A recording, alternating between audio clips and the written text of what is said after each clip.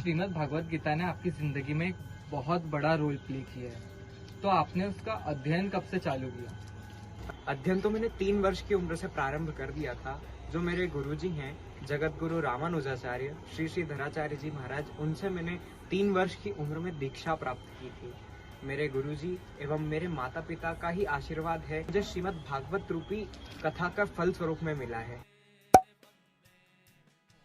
तो आपकी श्रीमद् भागवत गीता में इंटरेस्ट कब से जागा? बचपन से एटमॉस्फेयर का बहुत प्रभाव पड़ता है। बचपन से जो घर का वातावरण है वो पूजा पाठ वाला है, जो एटमॉस्फेयर है वो पूजा पाठ वाला है, क्योंकि पिताजी ज्योतिष है और वास्तु के सलाहकार भी है, तो वो सारी चीजें बचपन से ही आती है। वो क्या होता है कि हमारे, और सबसे बड़ी तो ये है कि माता पिता और गुरु की कृपा है। मेरे जो गुरुजी हैं वो विश्व स्तरीय कथावाचक हैं, तो जहाँ पर भी उनकी कथा होती थी तो मैं माता पिता के साथ वहाँ पर जाता था और उन कथाओं को सुन के जब एकांत में बैठता था तो मुझे एक अलग ही आनंद की प्राप्ति होती थी और मैं मन ही मन एकांत में बैठे बैठे उन कथाओं को गुनगुनाता रहता था।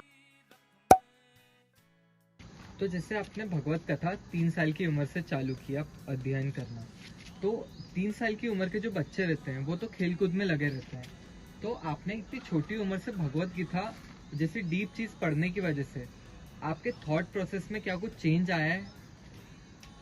चेंज तो कुछ नहीं हुआ, बस मन भगवान की ओर जाने लगा, भक्ति करने को मन करता रहा और गुरु की शरण में बैठने का मन करते रहा। तो जैसे आपने छोटी उम्र में ही भगवत कथाएं करना चालू कर दी थी और आपकी उम्र के बच्चे खेल कूद में ज्यादा बिजी रहते हैं, तो क्या आपको कभी ना कभी बैक ऑफ द माइंड में ऐसा लगता है कि आपने भगवत कथाएं करने की वजह से बचपन में कुछ खो दिया या कुछ मिस कर दिया?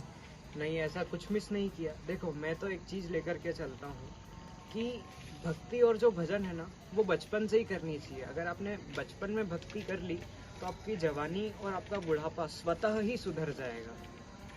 क्योंकि देखो, आप भक्त ध्रुव को देख लो, आप भक्त प्रहलाद को देख लो, इन्होंने बचपन से भक्ति करी। अगर ये अपना जीवन खेलने कूदने में व्यर्थ कर देते तो शास्त्रों में इनका नाम नहीं लिया जाता, शास्त्रों में इनका नाम नहीं आता। चलो ठीक है, ये तो सतयुग और त्रेता युग की बात होगी। आप कलयुग में देख लो, मीराबाई को देख लो, कर्माबाई को देख लो और इत्यादि भक्त हैं। तो मैं यही कहना चाहूंगा कि अपने जीवन को आप भक्ति में लगाओ बचपन से ही। जो भक्ति आप बचपन से करो, बचपन से नहीं, क्योंकि आप सोचोगे कि हम बचपन में भक्ति करने जाए, आप बोलना चाहोगे राम रक्षा कर, मुंह से निकलेगा आम भक्षा कर, तो फिर आप कैसे भक्ति कर पाओगे? तो बचपन से भक्ति करो, करते रहो। तो आपको भागवत कथाएं करने के लिए किस चीज ने इंस्पायर किया? मुझे भागवत करने के लिए गौ माता ने इंस्पायर किया, इसलिए क्योंकि जब मैं छोटा था तो मैंने कई जगहों पर देखा कि अगर गाय रोड पे बैठी हुई है तो लोग ऐसे प्यार से नहीं उठा रहे हैं उसको, ऐसे अरे खड़े हो जा, ऐसे लात मार के बताते हैं, हे खड़े हो जा। अरे, तो मैंने ये चीज देखी कि गाय हमारी माँ है और आप उसको लात मार रहे हो। तो ये चीज, तो मैंने सोचा कि क्यों ना मैं कुछ ऐसा कुछ चीज करूं जिससे मैं लोगों को प्रेरित कर सकूं कि आप ऐसे मत कीजिए। और सबसे बड़ा इंस्पिरेशन तो गौ माता ही है, क्योंकि देखो, ये वो भारत देश है जहाँ सुबह उठते के साथ गौ माता का पूजन सर्वश्रेष्ठ बताया जाता है। लेकिन आज इसी भारत देश में प्रातः काल होते ही जब ऋषि मुनि तपस्वी नित्य प्रति यज्ञ हवन जय जयकार करते हैं, लेकिन आज इसी भारत देश में अब क्या हो रहा है, कई कई लाख गौ माताएं कत्ल खानों में कट जाती है।